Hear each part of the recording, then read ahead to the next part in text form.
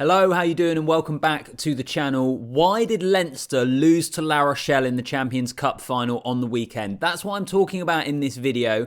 On Saturday, following the full-time whistle, I did a kind of instant reaction, my initial thoughts, spoke about the game, spoke about the fact that Leinster once again had a season without silverware. But after a couple of days, in this video, I wanted just to look at things a little bit more rationally and ask the question, why did Leinster lose? When you're 17-0 up after 12 minutes in a game, how do they go on to lose that game? So make sure you drop a comment down below and give me your views on this. Some of you, I'm sure, would have spent a lot of time thinking about the match because it was an unbelievable game of rugby. So make sure you drop a comment down below. If you can like the video and subscribe to the channel as well, I'd really appreciate it. But all right, let's get into it. This is a question I've been thinking about a reasonable amount over the last couple of days and since that full-time whistle, and I still think that it is one of the greatest, if not the greatest, Champions Cup final that we have seen. The game the competition needed, so exciting, so much drama with the cards at the end and all that sort of stuff, and obviously the comeback being a record in the Champions Cup. But when you're 17-0 up after 12 minutes, you are a Leinster side who are widely regarded as the best team in Europe. A lot of people would now say it's La Rochelle. Obviously, fair enough, back-to-back Champions Cup champions. But Leinster, massively regarded as a side who are phenomenal. And they are. I think we've seen that with some of the rugby they've played. Particularly the rugby they played in that first 15 minutes. Because it was brilliant. On TV over here, they were saying it's some of the best rugby they've ever seen. I've heard plenty of other pundits say that as well. So how, if you're that team and you're playing in the Aviva in Dublin, 17-0 up, how do you end up losing the game? And I've got a few different thoughts to go through in this video. The first of those is fatigue. And I think Leinster perhaps focused so heavily on starting fast against La Rochelle, playing at an absolutely blistering pace, trying to move that big La Rochelle pack around the park and play at an intensity that the French team couldn't deal with. I think that was such a focus. But actually, they couldn't sustain that level throughout the whole 80 minutes. And once we got past maybe 20, 25 minutes into the game, midway through that first half, I think the intensity levels started to drop off from Leinster. And I don't know whether that's fitness. I don't know whether that is almost mental fatigue at having such an unbelievable start. And then at some point, there's always going to be a little bit of a drop off. And of course, La Rochelle probably starting to play into the game themselves and get more of the ball and that sort of thing.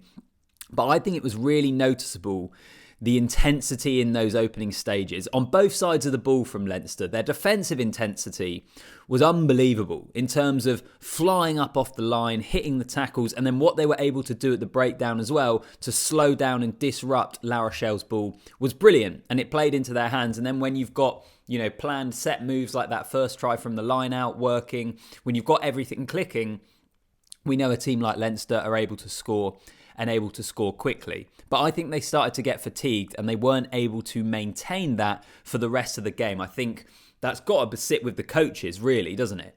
I wonder about that game plan. What was the plan once things started to not go their way? And I'll get onto this more in just a moment, but I'm not entirely sure exactly what that was.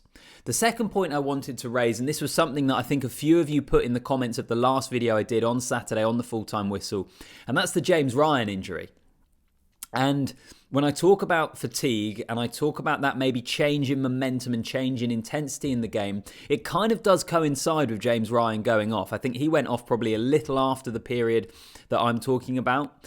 But he has been such a huge key figure for Ireland, such a key figure for Leinster, and has been so good recently and had a brilliant opening in that game. I just wonder whether an injury like that to one of your main players in the engine room as well of the second row, whether that had some sort of disruptive effect on Leinster. I don't think it necessarily should do because we speak about the strength and depth they have overall, but then maybe the flip side of that argument would be, all right, most week in, week out during the URC or the Champions Cup, Leinster can probably rotate their frontline players and players like James Ryan, and they've still got a very, very good option to come in. But when you're in a final against La Rochelle, maybe that loss of quality is something that has more of an impact. You can let me know in the comments if you agree with that, but that's just a thought I had because I thought James Ryan going off did feel like a significant moment.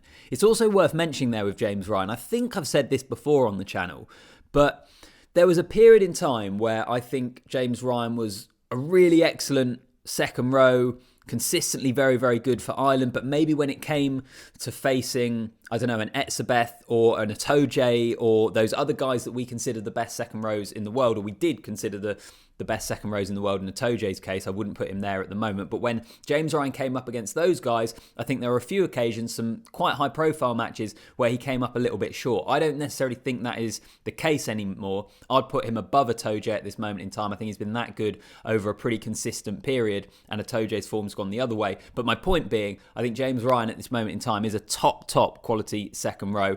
Nothing strange about that to the Leinster fans watching, I know. But again, just one of my observations that when we talk about this game changing, and part of the reason Leinster lost is because James Ryan got injured. Got one final point to make here in terms of why they lost this game. And for me, this is the biggest reason. And it's game management. In that I look back on that second half and James Lowe, who normally is a great kicking option, sending kicks straight out on the full. I think he did that on a couple of occasions, just kind of shanking his kick, or even if he wasn't putting it out on the full, he was in his own 22. I think he got closed down enough that he barely bit off any territory.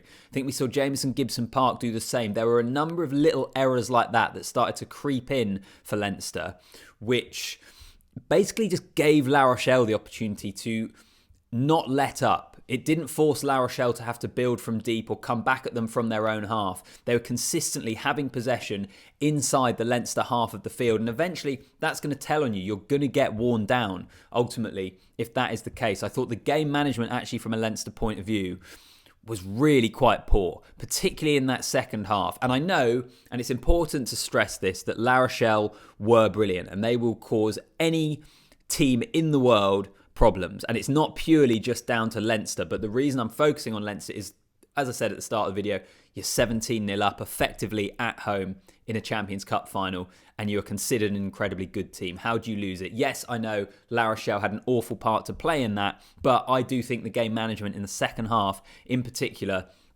was a massive issue.